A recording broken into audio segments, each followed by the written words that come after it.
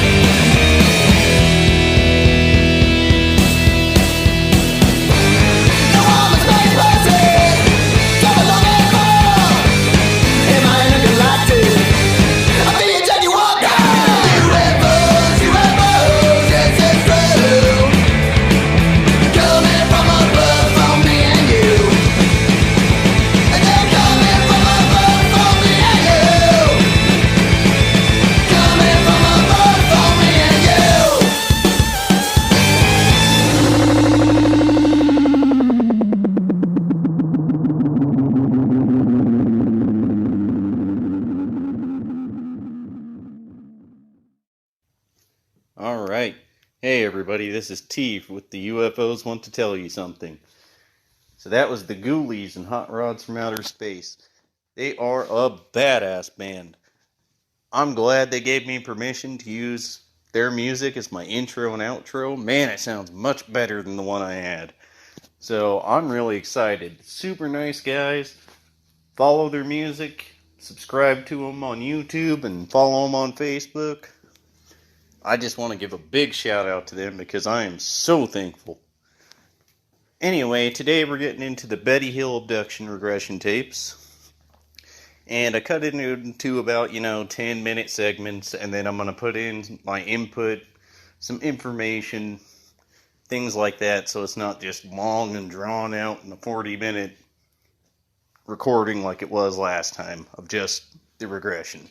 So, let's get it going. We're driving along. I don't know where we are.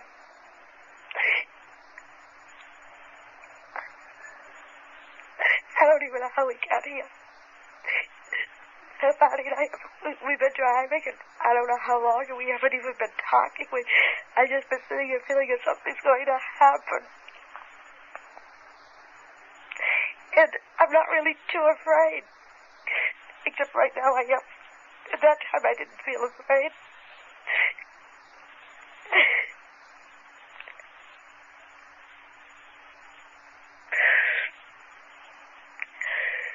Why are you crying if you're not afraid? I'm afraid now, but I wasn't. Oh, I don't.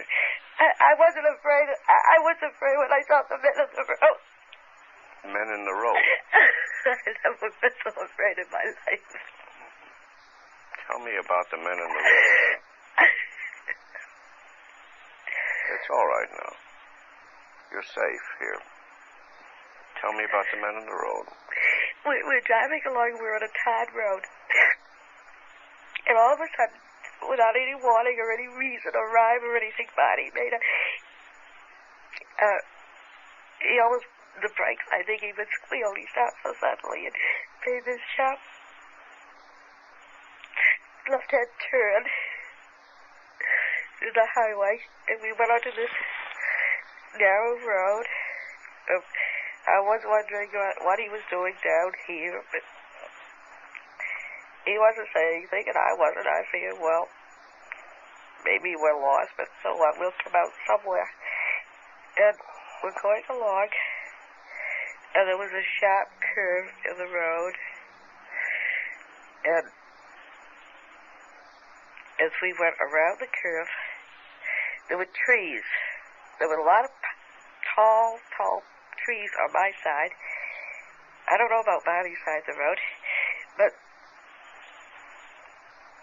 there was these men standing in the highway,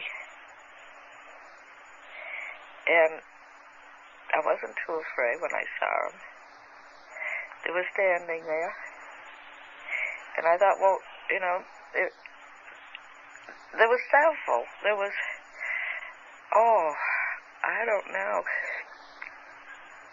And they were just, you couldn't get a good look at them.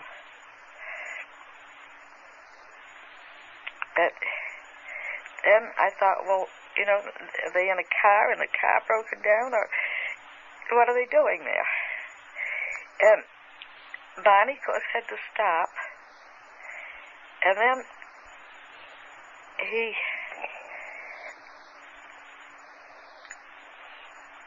stopped the car, and these men started to come up to the car. They separated. They came up in two groups. And when they started to do that, I got real scared. And the car motor died. The car stalled. And when they started coming up, Bonnie tried to start the car. He tried to start it, and you know how a motor of a car would just turn over, and won't fire? And he tried to start the car. He did what? He's trying to start the car, and it Yes. won't start. And the men are coming towards us. And I think, well, I can get away from this. If I get the car door open, I can run in the woods and hide. And I'm thinking it, and I just put my hand on the car door to open it. And the men come up, and they open it for me. And they open the car door, and there's not very big men. And there's 1, 2, 3 next to me. And then there's 2 men behind them. I didn't hear that. 2 men. There's a car door, and there's 1, 2, 3 men. Yep. And then there's 1, 2 more behind them. Yes. And one man puts his hand out.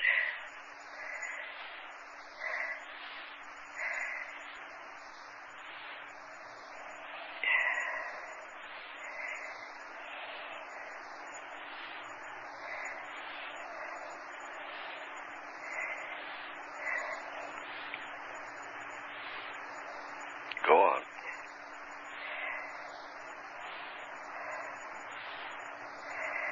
I don't know what happened.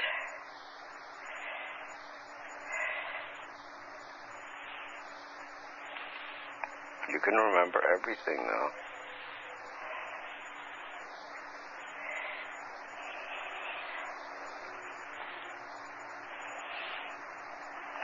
What do these men look like? Could you see their faces?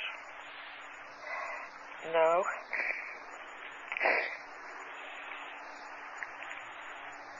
How were they dressed?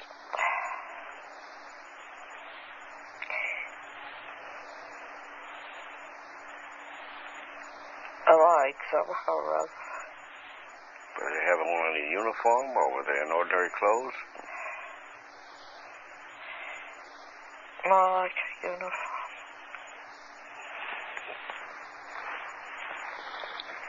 Uniform. Does it resemble any uniform you know? I couldn't see. There's a couple of men behind me, and then there's Bonnie, and man on each side of him. And my eyes are open. My body's still asleep. He's walking and he's asleep.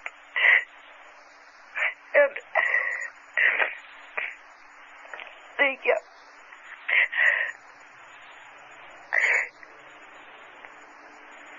then I begin to get mad. And they go, who the heck are these characters and what do they think they're doing? And so I turn around and I say, Bonnie, wake up. Bonnie, why don't you wake up?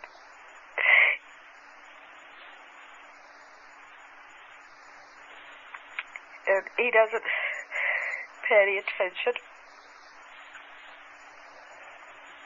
He keeps walking. And I keep going a little bit further, and I turn around and I say his name again, Bonnie, wake up. And he doesn't pay any attention. And then the man who's walking beside me here says, oh, is his name Bonnie? And I turned around and I looked at this man, and I figured it's none of his business. So I didn't speak to him. Did we keep walking?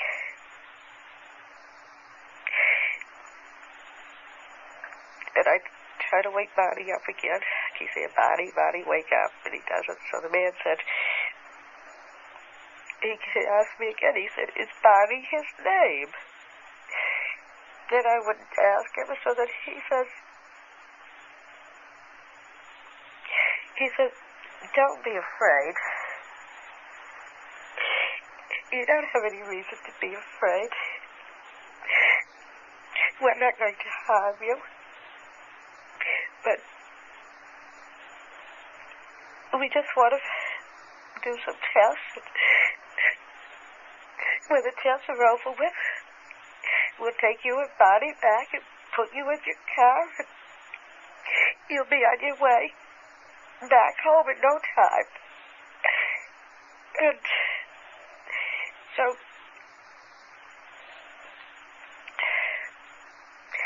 I mean, he was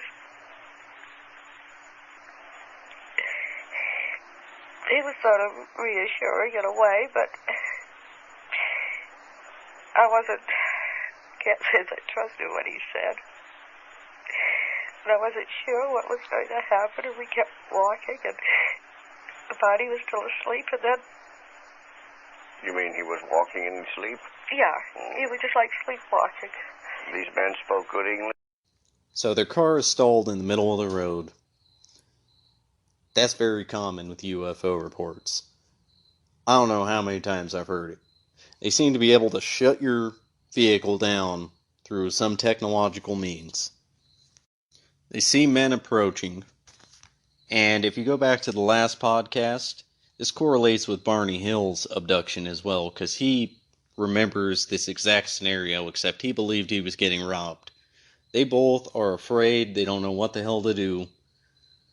These men start approaching, and she can't really make their faces out. But if you recall, Barney Hill noticed the very, as he put it, Chinese-looking eyes, but more slanted.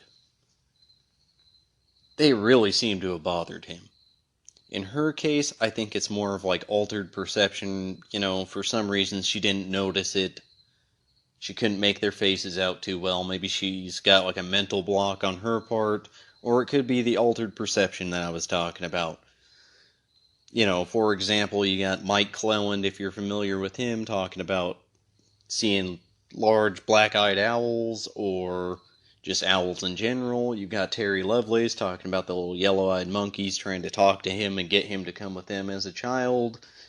Whitley Strieber again with Mr. Peanut. You've got Dr. Carla Turner. She had a religious abductee who was being abducted by a bunch of little gray men.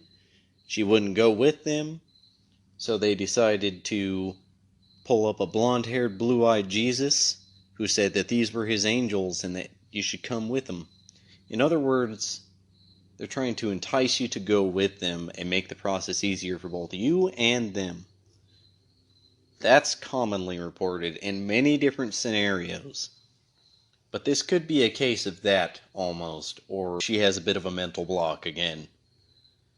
But, so the entities are approaching the car, and we're just going to call them abductors, because that's what they are. They're approaching the car, and they split into two groups, and she's got 5 on her side, 3 in the front, 2 in the back. She doesn't report what's on Barney's side.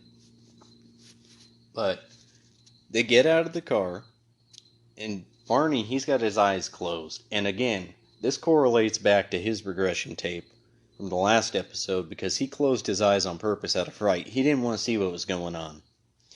So they're helping him along through the woods. And he's scraping up his shoes, which is physical trace that was found later on. His shoes were scraped up. She's begging him to wake up. And these entities, or abductors as we're going to call them, are asking what his name is. She doesn't want to tell him. So he says, don't be afraid. We just want to do some tests and then you can be on your way. And that makes her feel a little bit better. So she goes on to say that he's very businesslike, but he has a foreign accent. The foreign accent part's a little odd to me. The very businesslike, that's what's commonly reported. So they're going up a ramp, which also is in Barney Hill's regression tapes. He just doesn't specify it as a ramp. He just feels himself, lifting or going up an incline. So she then goes into the leader staying with her, the other crew members leaving, and the examiner coming in. Now, they ask her to undress, and she lays down on the table, which is a very short table. And the examiner sticks the needle into her navel, as she puts it. I've heard her say that quite a few times. It's one of the main takeaway things if you're watching like a paranormal TV show that they put on there to kind of give you that shock factor. Now, this hurts her a lot. And she talks about the needle being a cluster of needles with like a wire coming out of it. That's odd. But, this whole thing is, to be honest with you. She's in pain and she's upset as this is happening. And the leader comes over and he puts his hand over her head, or her eyes rather. And this seems to take away the pain. This is also commonly reported. I don't know what to make of it. I don't know, again, if that's some kind of brainwave thing, which, leads into the altered perception and such, but if it's some way to affect us neurologically so we're not feeling these things. I don't know how exactly you do that through a hand, but it seems to be the case in this scenario, and many others. Only one spoke, the one who was on my left. And he said, and then he was more or less,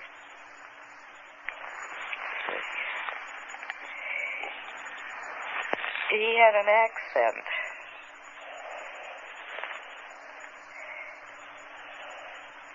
He had sort of a foreign accent. But he was very, businesslike. And so then we kept walking, and we came to a clearing.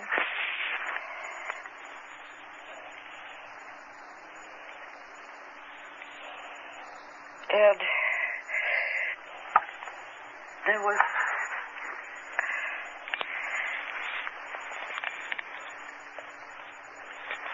we came to the clearing, and there was, I wish it was lighter so I could get a better picture of that. There was a ramp and a door. There was the object was on the ground. The object was on the ground. Yeah, I think it was the same one I was watching in the sky. And it was there were trees, and there was a path, and there was this clearing, and this object just, the clearing I could see just about filled up the clearing.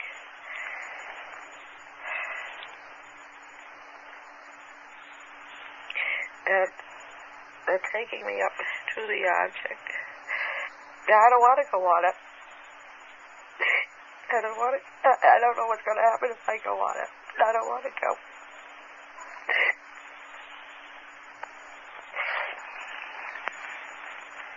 And I go up the ramp, and I go inside, and there's a corridor to the left. We go up the corridor.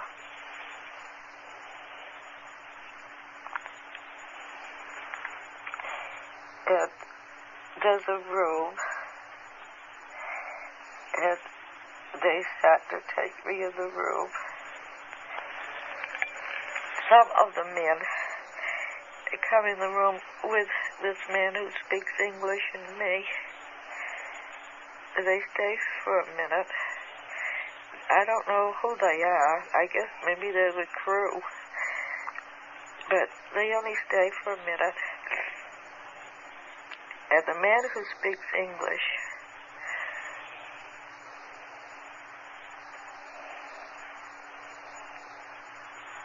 is there, and another man comes in. I haven't seen him before. I think he's a doctor.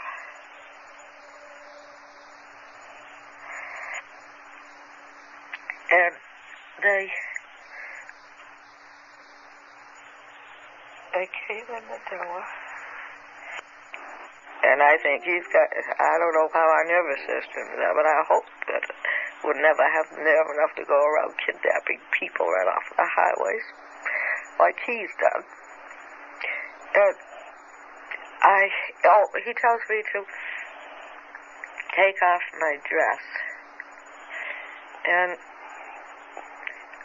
he told me to take off my dress, and then before I even have a chance hardly to stand up to do it, the examiner my dress has a zipper down the back. Down the back? Yeah, it has a zipper down the back. And the examiner unzips my dress. It goes way down to my waist, the zipper does. And so I slip my dress off. And so I don't have my dress or my shoes on. And there's a next over away the stool, and then there's sort of in the middle of the room is a table, some kind of a table. It's not up very high, about the same height as the desk. So I lie down on the table on my back, and he brings over this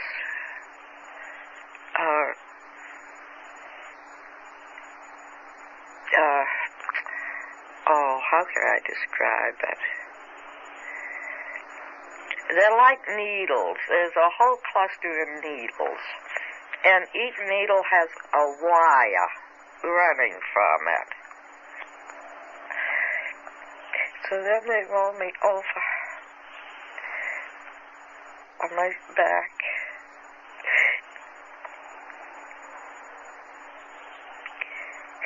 And the examiner has a long needle in his hand. And I see the needle. And it's bigger than any needle I've ever seen. And I asked him what he's going to do with it. And he said, just a simple test, it won't hurt me. And I asked him what. And he said he just wants to put it in my navel. It's just a simple test. And I don't know, it will hurt. Don't do it. Don't do it. And he said, no, it won't hurt. And he sticks a needle into my nail.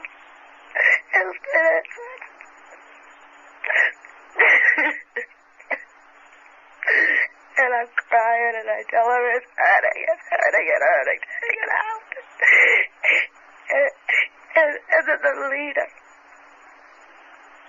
he goes over and he puts his hand, runs his hand in front of my eyes. And he says, I'll be all right. I won't feel it.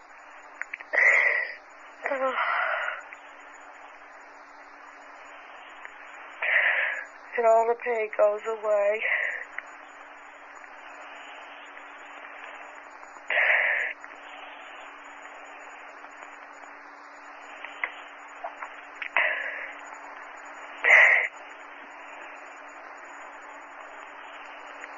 Dad.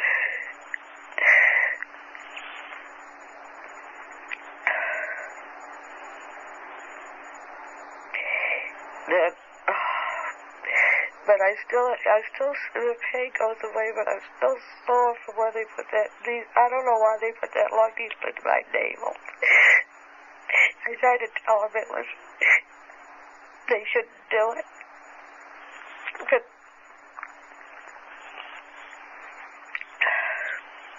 did they make any sexual advances to you? No. They didn't. Nope. I asked the leader, I said, why did they stick the needle in my navel? And he said it was a pregnancy test. And I said, well, I don't know what they expected, but that was no pregnancy test here. And he didn't say any more. So, the examiner he helped me get up off the table, and I swung around, and he gave me my shoes, and I put those on and got down on the floor, and my dress was there. And I put my dress on, and I was going to zip it up, and he took a hold of the zipper at the top and pulled it up, and then,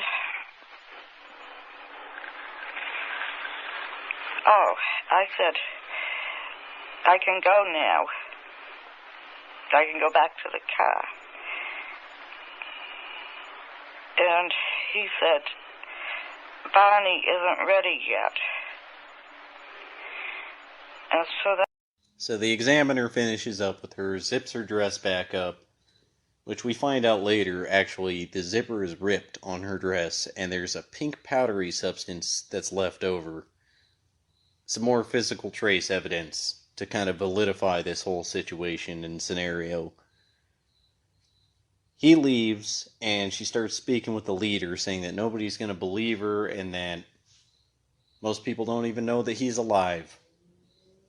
So that he doesn't exist. You know, other people don't really believe in aliens. Even now, with all this UAP stuff coming out, people are still really skeptical, and it's almost a laughing matter.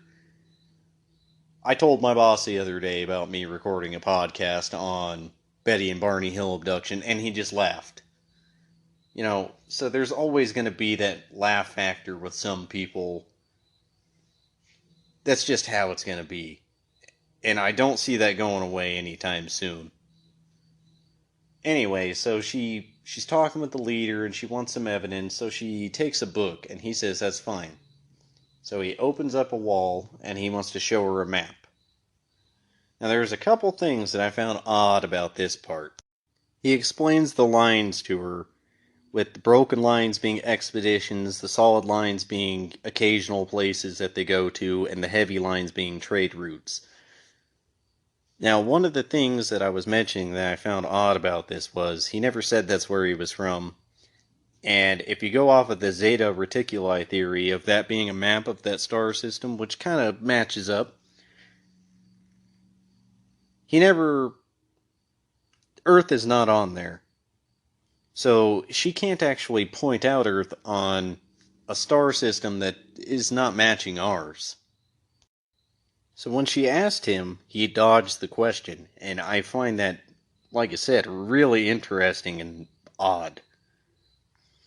So he rolled the map up, which I also find odd, but it's an oblong, oval-shaped map. So it's not like he rolled it out like a normal, old-fashioned, map of going over the sea or something. It's an odd-shaped map. And then this made her feel bad because she couldn't point out where Earth was. Now,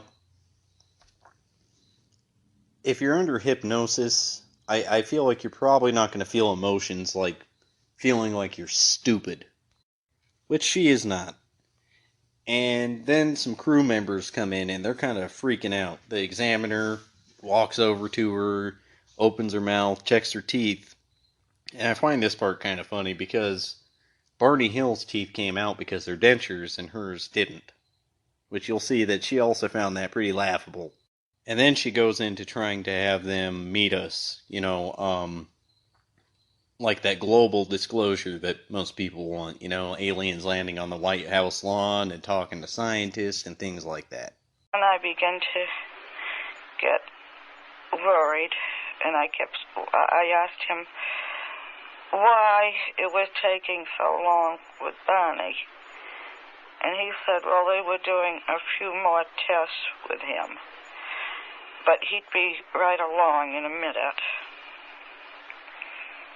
And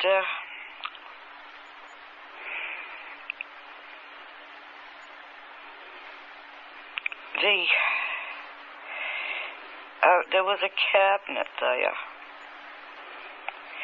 and the doctor, the examiner, he had gone out of the room. There was just the leader and me there. So there was a doctor there, you say? And the man who did the examining, he did the testing, and he left. And so there was just the leader and me. And so I felt, I was grateful to him because he had stopped my pain. And now I wasn't afraid at all. And so I started talking with the leader. And I said to him that this had been quite an experience. It was unbelievable that no one would ever believe me, and that most people didn't even know he was alive, and that what I needed was some proof that this had really happened. So he laughed, and he said, well, what kind of proof did I want? What would I like?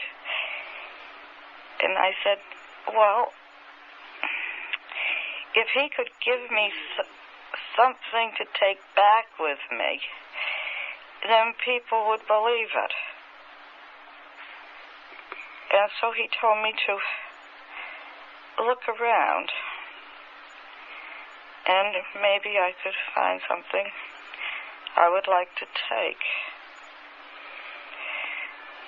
And I did. And there wasn't much around, but on the cabinet there was a book, a fairly big book. So I put my hand on the book and I said, could I have this?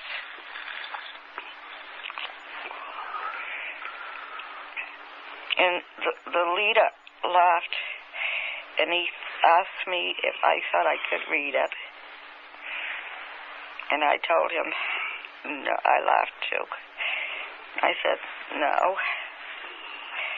But I wasn't taking it to read. That this was going to be my proof, that this had happened. That this is my proof. And so he said that I could have the book if I wanted it. And I picked it up, and I was delighted. I mean, this was more than I had ever hoped for. He went over across the room to the head of the table, and he did something. He opened up, it wasn't like a drawer. He sort of did something in the metal of the wall. There was an opening, and he pulled down a map.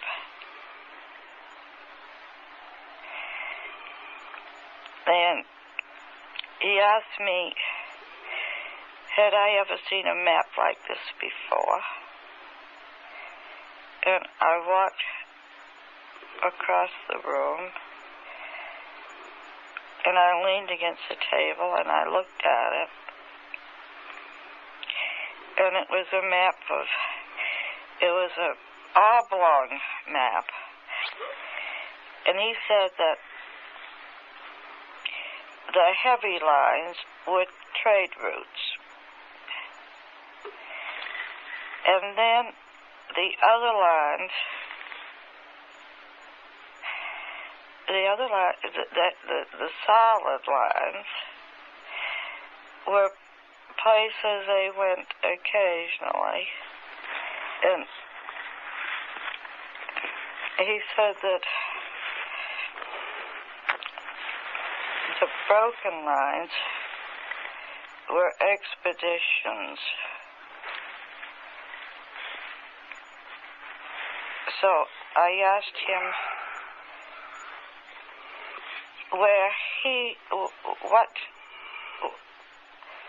where was his home port?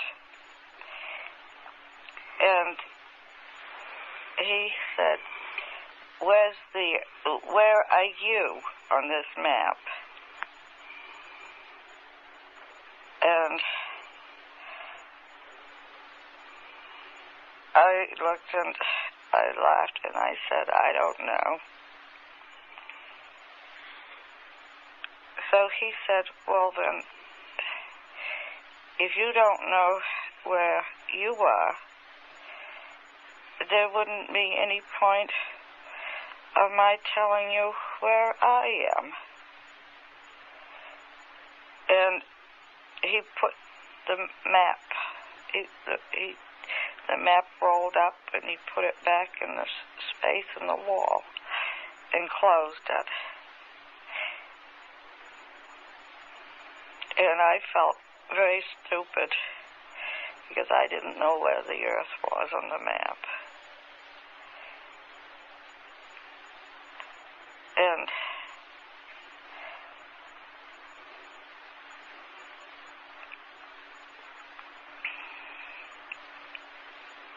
I asked him, well, could he show me? Could he open up the map again and show me where the Earth was? And he just laughed. And then I got the book. I still got the book. I'm carrying the book. I got it in my arms. It's a big book. And so I went back to the cabinet and put the book down and started to look through it again. And there was all of a sudden this noise out in the hall. And some of the other men come in, and with them is the examiner. And they're quite excited. So I asked the leader, I said, what's the matter? Is something happened to Barney? What is that? Well, it's something to do with Barney. And the examiner has me open my mouth, and he starts checking my teeth, and they're tugging at them. And I asked him, what are they trying to do? What were they doing at them? They were trying... So she's talking about them taking a little longer with Barney. Now this also correlates with his regression. I mean, his is a lot shorter in the sense of he's got his eyes closed. He can't remember everything that's going on the entire time. But they do, which is common with abductions, place something over his genitals and take sperm. This is common. I mean, that's one of the big things that abductions are about, is what it seems like. They're doing that to him, which is why it's taking a little longer. And he actually gets, like, genital warts from it, for example. And they become inflamed as he's doing his regression until eventually he has them removed. I know, a little gross, but he was embarrassed to even talk about it. But it's another one of those things that correlates that I thought would be kind of good to put in here. I wouldn't want him to be exposed to any danger. That I don't know how I could do it. I don't know how I could. I'd work it out somehow. But if he could come,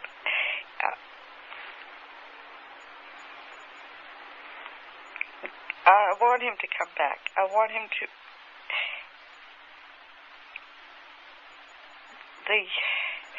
And he's just looking at me. And will you come back? Can we work out something? And then his questions would all have answers, and other people could get all the things I'd like to know too.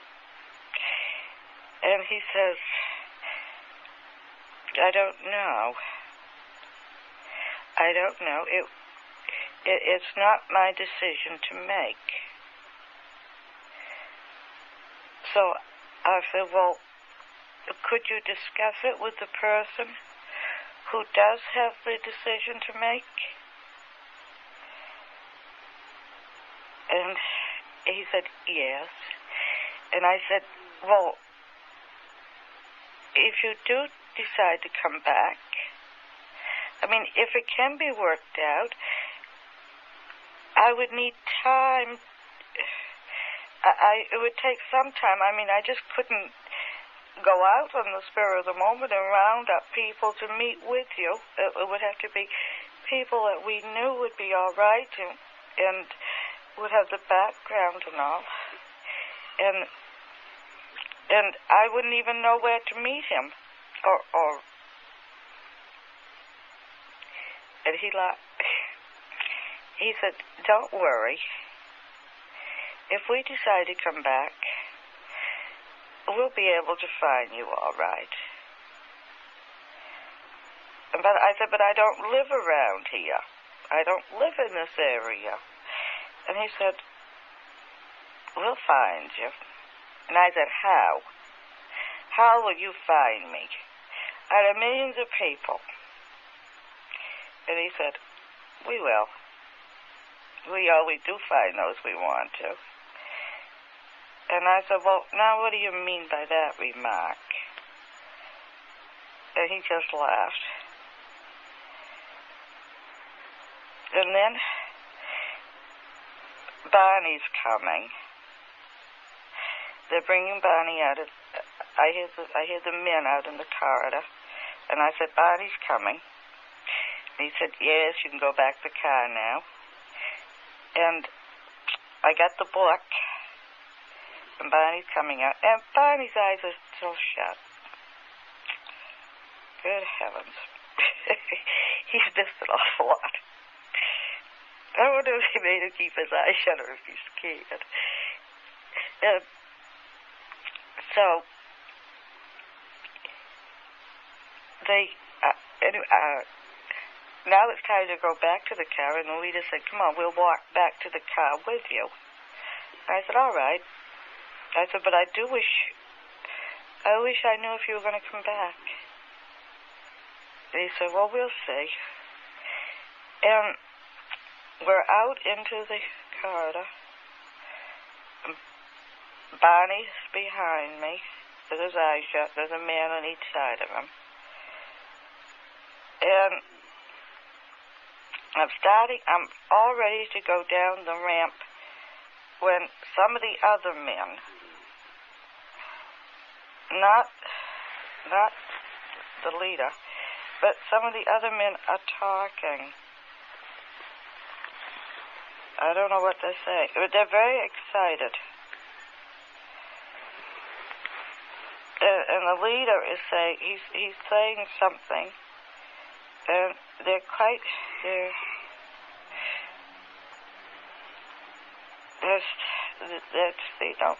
undecided about something. And then,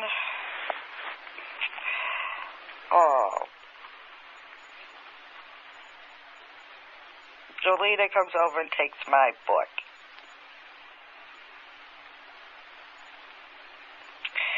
And I said, I'm furious. I said, you promised me I could have the book. You gave me your word I could have it. And he said, I know it. He said, but the others object. They don't want you to have it.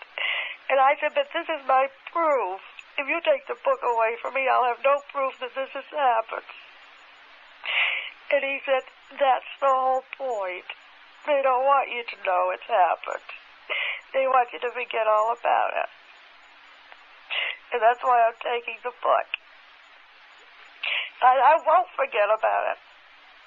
You can take the book, but you never can make me forget about it. Because I'll remember it's the last thing I ever do.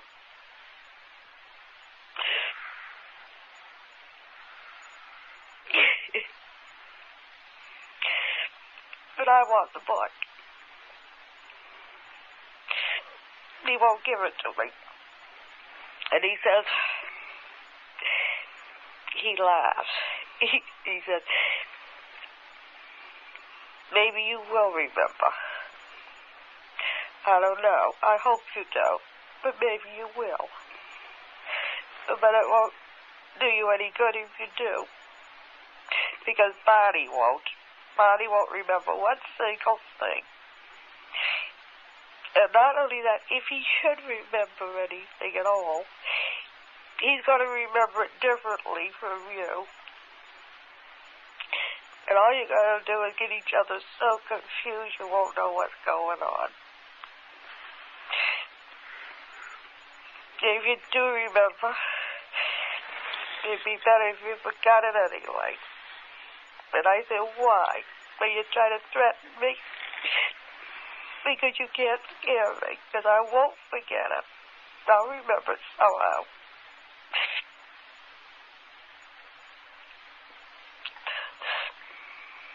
So then he said, all right, now, come on, let's go back to the car. We'll take you back to the car. And,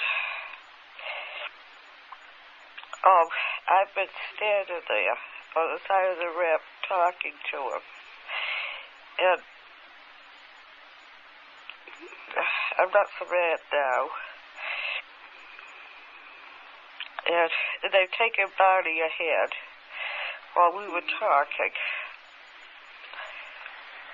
So the other men are going ahead.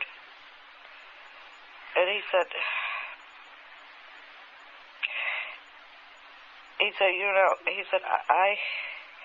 I had no objections to you having the book, but the others object. And they have as much right to make this decision as I do. So I said, all right, I won't be mad at you. But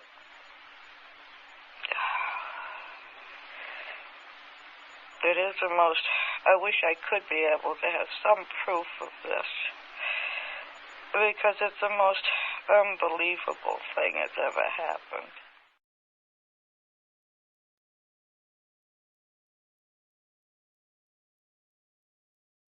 So here's one of those other parts I find really interesting about this whole scenario and regression. She's trying to discuss, them coming back. And he says it's not up to him. He'll discuss it with his boss or his leader, And he says, don't worry. If we decide to come back, we will find you all right. So he's trying to tell her at this point, we're able to find you. He even says later, we will. We will always do find those who we want. So this right here is the interesting part. That means this was not the very first abduction. It's the very first reported abduction. You can argue the Villas-Boas, but, Antonio Villas-Boas, that's a whole nother episode. I think it goes back further than that, because it's those who we want. It's more than one person. This has happened before. I don't buy into the ancient astronaut theory a whole lot, because that's open to interpretation. There's too much that could be applied to that. It could just be mythology, or it could have actually happened. There's too much that goes into it. So she took that as a threat, almost, or asked him if it was a threat, and he just laughed. Now, if this was fictitious, would she have not made something up at that point? I kind of think she would have, which adds a little more validity in my opinion, as well as them saying that this is not the only time. Like, they can find anybody they want. Whether, again, that be through technological means or however they do it. So Barney Hill's eyes are still shut. They take back her book, and she is pissed about that. She just wants her book. And that is her proof, and, he tries to make her feel better about it. So they don't seem to be inhuman, like, they seem to have some form of conscience, they're not just robots or anything like that. They seem to care a little bit, because he tries to explain to her, it's not my decision, it's everybody's decision. If it were up to me, you'd have the book. So Barney Hill goes to the car first as she's having this conversation, which is also back to his regression tape. He talks about being there first, and then both, as she's approaching the car, they're both smiling at each other, and then they watch the UFO take off. Now, my takeaway from the whole thing, it could be all in their heads. I kind of doubt it. Again, the comment of, we always find those who we want, that's a big picture thing. That's not a little, hey, this is a one-time event that's happened just to me. This is her validifying that. As in, that's happened more than once, just from that one statement. That is a big one that I think a lot of people miss.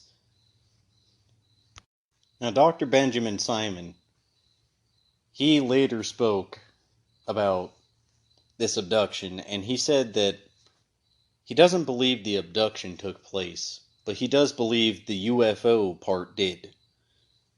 He chalks it up to her dreams and Barney feeling racial tension at the time, which is understandable. I could see that, but I don't see how you're going to make up a situation like this.